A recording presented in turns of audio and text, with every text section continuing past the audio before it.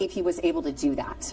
So there's different stories that we're putting together, Yep. some videos maybe that'll text, be showing that. we have video, it's going to be on our website, apnews.com. You'll be able to see all of this throughout the evening as we're making those key race calls. It's really important to us to be as transparent as we possibly can be. I think that's going to be a really good resource for people who know that the AP has this role, but now they can understand a little bit more about what's behind it. Absolutely. Yeah, thank you so much, Anna. Good luck tonight. Really appreciate your Thank you, Meg. info. We'll be right back with you with a deeper look at the Trump and Harris campaigns with one of AP's top national politics reporters. But take a live look now at these pictures from Nevada. That's one of those critical battleground states we'll keep talking about tonight. This one has 6 electoral votes. It's also a state that's been carried by the winner of the general presidential election in 27 out of the last 30 contests. See you in about 5 minutes.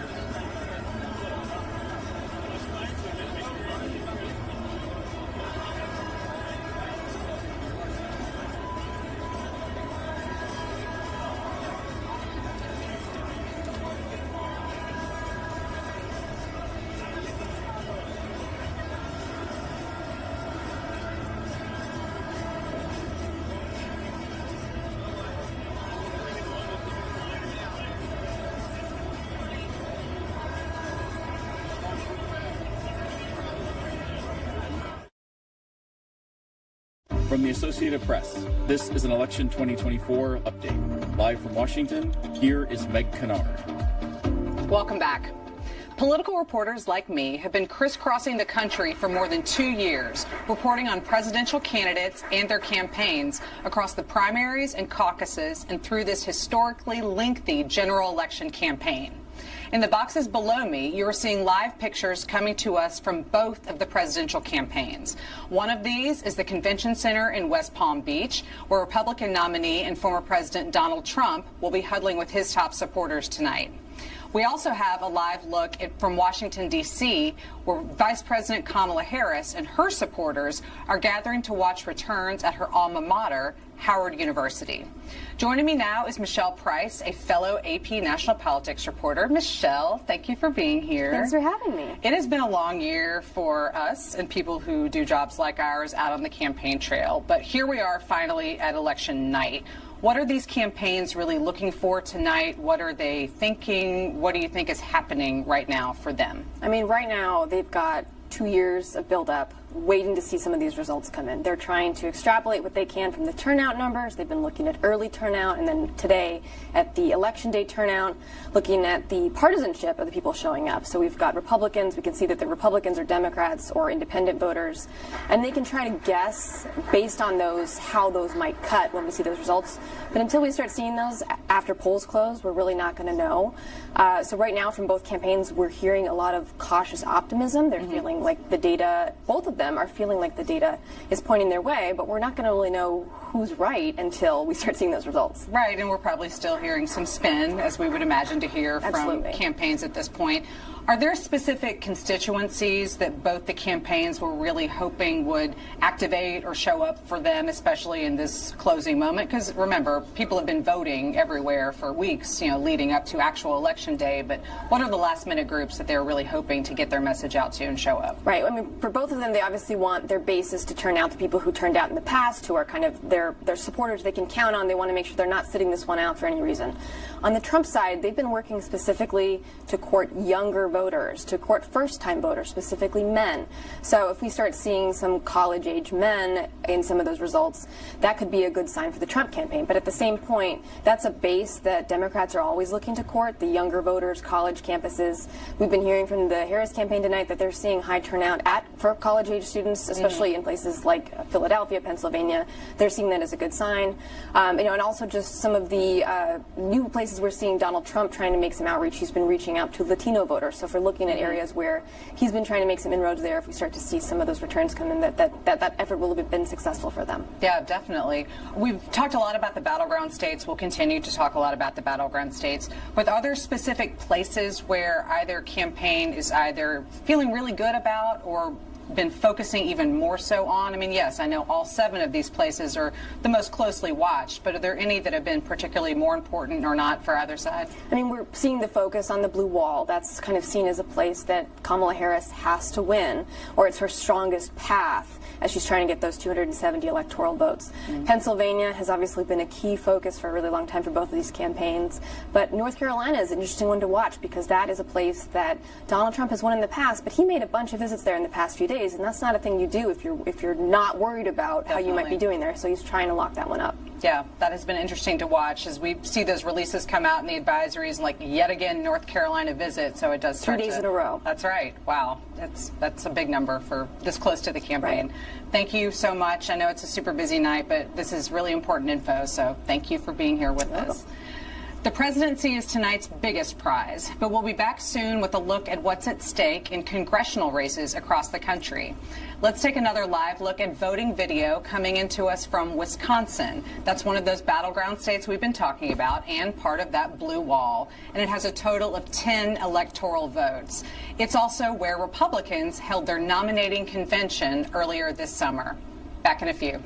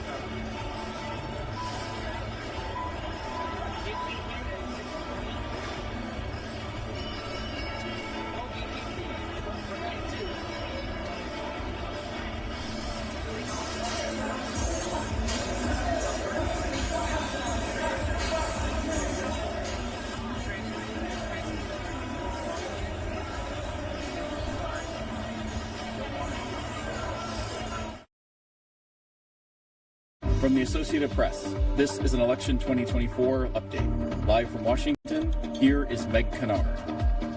Welcome back. Much of the attention tonight is on who will win the presidency, but there are a lot of down-ballot contests at stake, too. The balance of power in the Senate and the House are also up for grabs, and along with that, the next president's likelihood of implementing his or her policy priorities. Joining me now is AP congressional correspondent Farnoosh Amiri. Farnoosh, hello. Hi.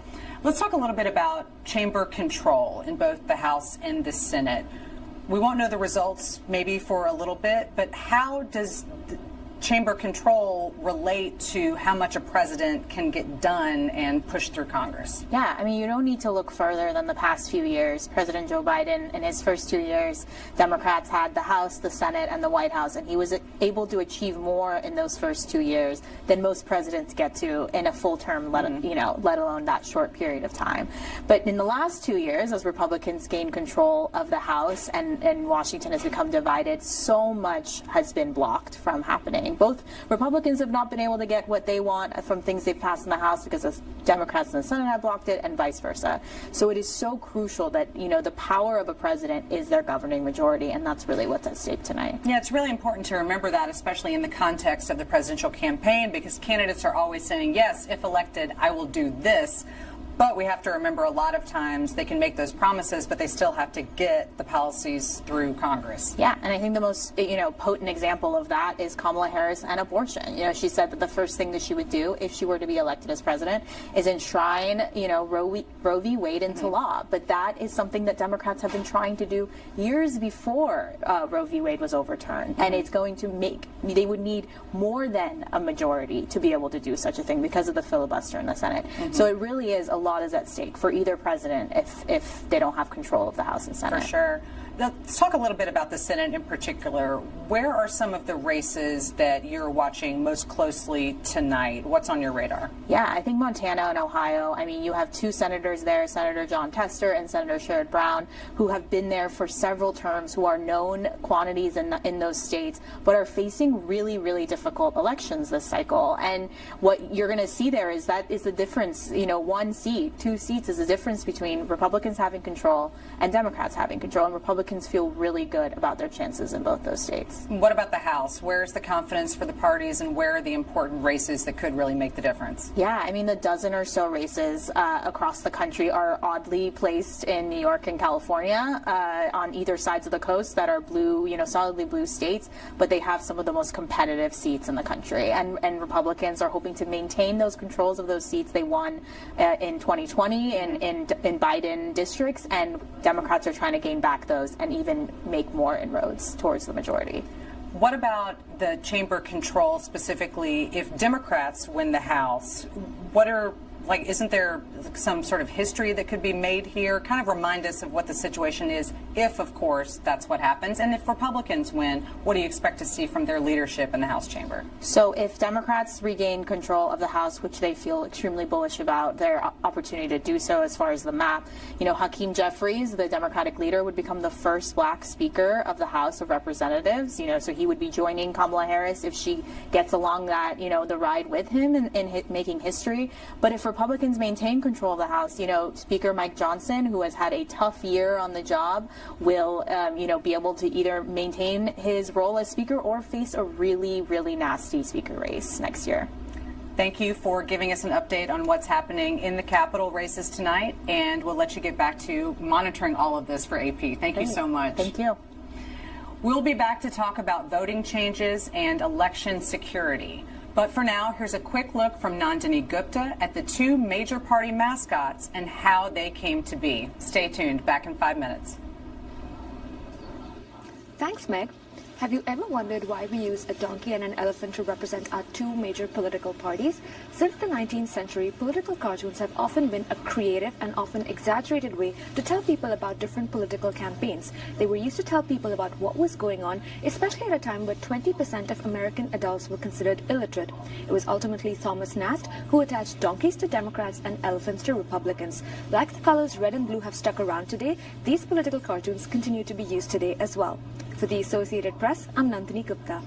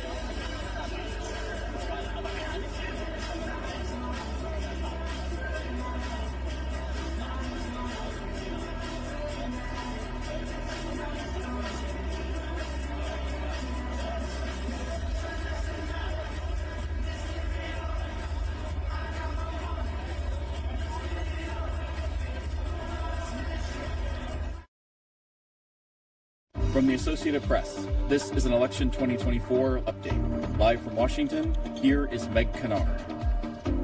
Welcome back. There's perhaps more attention than ever this year on security around voting. Across the country, there are many new measures in place related to the election, thanks in part to some issues with voting and counting in the past in states like Arizona. Joining me now is Christina Cassidy, who covers election security and voting issues for the Associated Press. Christina, hello. Hi, Meg. How are you? I am good, and I want to hear how you're doing, but I also want to hear how voting is going. What's it like out there today? Well, when it comes to voting, it's been relatively smooth, and that's the good news. There's been some hiccups and some problems along the way, but they've all been pretty standard and typical and what election officials prepare for. It's everything from the poll worker who forgot the key in, Arizona to, the election judge who didn't show up on time in Pennsylvania. So it's been things like that. So there's been some delays. We have seen some court orders extending polling locations in a few places because of some issues. But again, this is all standard stuff that we've seen before. Right. Yeah, I remember in elections past, sometimes that'll happen and a certain jurisdiction will say, yes, let's just go a little bit longer, but that's nothing abnormal. Correct. What about changes that we're seeing around voting security compared to 2020? I know there was so much attention kind of around that election and afterward about how secure the process had been in different places. What have we seen implemented for this election that's a little different? Well, when it comes to security, there's kind of like two separate areas. There's kind of the cybersecurity component of things, and then the physical security that election officials have been focused on. When it comes to cybersecurity, election officials have been, working hard to make sure that they have all of the processes in place to make sure that the process is secure. And so we've been hearing from the U.S. Cybersecurity and Infrastructure Security Agency today. They have not detected any type of malicious activity that could impact anything to do with the election. And then when it comes to physical security, election officials have been working really hard to make sure that they have things like bulletproof glass and panic buttons for poll workers, in the event that, something were to happen. And so as far as things go today, there hasn't been any major issues. We did see some bomb threats that were reported in Georgia earlier today, but that only disrupted voting, short delays. They were able to get everything, cleared and back running so people were able to vote. Are agencies kind of putting out periodic information and updates? Because I often think, if I were in that sort of job, I would want to be addressing information as things happen and trying to assure people that the process is secure, or if they need to make any changes. Are you getting regular updates from people? We are. As I mentioned, CISA, the Cybersecurity Agency, they've done a number of briefings. More are expected into the evening. I think the last one is at 11:30 tonight. And then, of course, we've been on numerous calls with various voting rights groups that keep track of problems, just to make sure that, if we hear about anything, that we are, marshaling our resources. And the AP is wonderful. We've got reporters in every state, and we're all working together. We're all communicating. We're all, making sure that, we're staying on top of any reports of any problems. When you hear from some of those officials and also the outside groups that are tracking voting as it happens today, how does it seem like people are feeling? You've mentioned some of the things that have been going on, but do they feel confident in how the process is playing out too? I think when you speak with election officials, they feel like they have been preparing for this day for 4 years, which is true. That's what they've been doing. And, they have the plans in place to make sure that they can address any problems that come up. And so I think election officials certainly are feeling, cautiously optimistic that things are going smoothly, and I think the voting rights groups as well, they've been reporting out that, they have seen minimal problems and that they're encouraged by that. Got it. Thank you so much, and we'll let you get back to tracking all of this for AP on this election night. Thank you. Thank you. Coming up, we will have more information from AP Votecast on sentiments from the American electorate. But for now, we will show you these live pictures coming in from the state of Arizona. That's another battleground where polls will be open for several more hours. Back with you soon.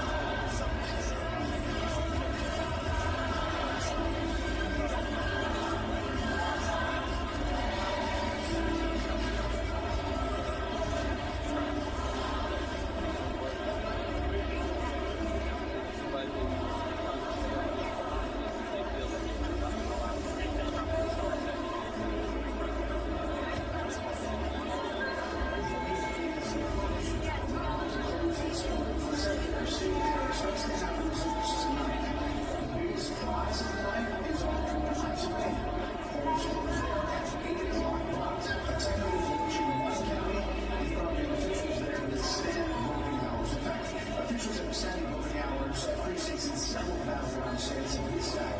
More on that in a moment. So really, one of the early stories here is the early vote numbers, and they are. From the Associated Press, this is an Election 2024 update. Live from Washington, here is Meg Kennard. Welcome back. We have more information from AP Votecast to talk about, including our first look at what voters are saying is most important to them and also about the candidates themselves. Back with me now is Ashley Kurtzinger of KFF. Ashley, welcome back. I'm happy to be here. Wonderful. So let's talk about what voters are saying about the most important factor for making their choice. What does AP Votecast tell us? Yes, we've been digging into the data, and AP Votecast shows that half of voters said the future of democracy was the single most important factor in their decision to vote. That's followed by about 4 in 10 who said the rising cost of groceries and gas was the most important factor. So once again, the economy is looming large. Definitely. And again, going back to what we were saying earlier about what voters have said is really top of mind for them. And one of those most important issues at stake in the campaign, we're seeing that now bearing out in the choices that they're making. Absolutely. Following that is 3 in 10 who said free speech. And then we have about a quarter of those voters who said immigration or abortion was the single most important factor in their decision to turn out to vote. Interesting. Again, mirroring a lot of things that I remember hearing along the campaign trail for these several years. What about trust in their candidates? How important does that seem to be to voters? Well, what we know is that Trump has an advantage on which candidate they trust to do a better job handling immigration as well as the economy. But interestingly, when it comes to taxes, voters are divided, with similar shares saying that they trust Trump as say that they trust Harris. Harris, on the other hand, has a strong advantage on handling of abortion issues in this country. Interesting to see those breakdowns on issues that we know voters have been following really closely throughout the campaign. But what about confidence in the accuracy of the outcome tonight? That is something that has been present pretty much in every story that I've been reading about the campaign. We're hearing about it a lot from the candidates. What are the voters saying? Well, some good news. So about 7 in 10 voters are confident that the votes will be counted accurately across the country. Just 4 in 10 are very confident, but this actually hasn't changed from 2020. That would certainly, I think, bode well for overall. So we'll see. We'll see as the night plays out. Yeah, thank you so much. Really appreciate your insights on all of that. We will leave you now with some live voting pictures from North Carolina, where polls will soon be closing. It's also the battleground state with the 8th largest haul of electoral votes tonight. Back in a moment. About what might happen tonight, hoping that we will have results by tonight. See, right, Robert? We will see. National has an 89 US phone. New Justice County. So the Nellis Fedor Senior White House correspondent Becky Heinrich, who is in Paris campaign headquarters at Howard University, is leading in Washington right now. You can hear the mic checks behind me.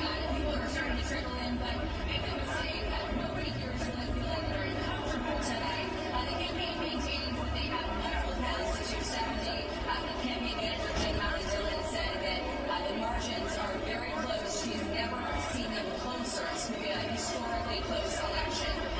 There has been a massive effort to get out the vote, get people to the polls, and get them to stay in line because they saw that high Republican participation in early voting, and that really spooked them because it skewed the results that typically show Democrats leading in the early vote in previous cycles with more Republicans voting on election day. There is a lot of concern about Pennsylvania. 61% are close with Vice President said that they said to her either candidates against 270 and lose Pennsylvania for Harris. It puts extra pressure on states like Michigan, North Carolina, Georgia, and Nevada. And that might be why we're getting our first glimpse of hard data from campaign officials that focus on short states, including the outliers and Puerto Rican voters. In Philadelphia, they say positive signs from their surveys. Thank you. Our film we're going to have this tick on the bottom of your screen. We really have the votes that are coming in right now. We have New Hampshire and Indiana, some votes, early votes coming in throughout the night. You'll see different races, including the presidential race.